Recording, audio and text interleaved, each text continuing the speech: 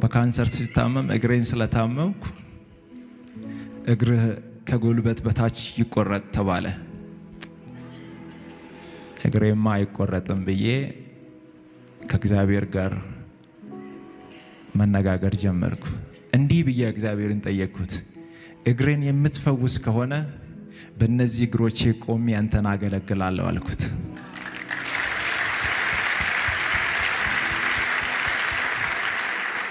እግዚአብሔር እግሬን እንዲሁ ነፃ ፈወሰው።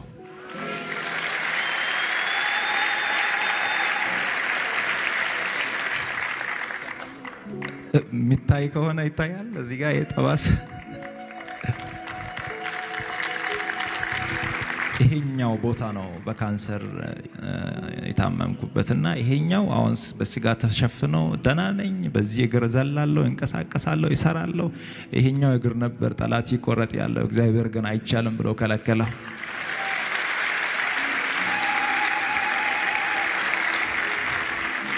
በዛ ሁሉ ፈተና ውስጥ እያለው በጣም የሚወዳት እንደ አይኔ ብሌን የምጠነቀቅላት በጣም ሚሳሳላት ታናሽ እህቴ ነበረች። የኔን ጃኬት ትለብሳለች፣ የኔን ሹራብ ትለብሳለች።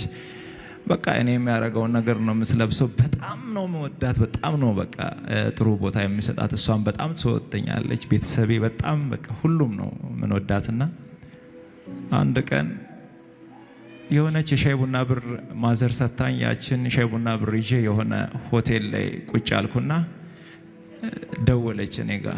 ማሙሽ ነው የምትለኝ። ማሙሽ እንዴት ነህ ስትለኝ ደህና ነኝ አልኳት። ልብስ የለኝም እኮ ለምን አትገዛኝም አለች።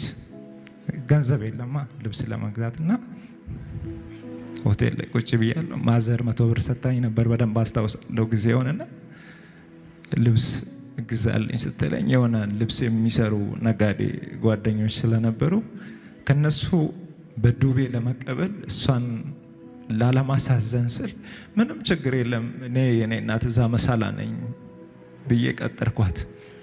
ከዛ ትመጣለች ብዬ ጠበቅኩ፣ ትመጣለች ብዬ ጠበቅኩ፣ ትመጣለች ብዬ ጠበቅኩ። ለካ እሷ አርፋለች እና እግዚአብሔር ይመስገን፣ እግዚአብሔር ይመስገን። ይሄ ማረፏን ሰማውና ሆስፒታል ሮጬ ሲደርስ የነበረው ትንሽ ትንቀሳቀስ ነበረና እጄ ላይ አረፈች።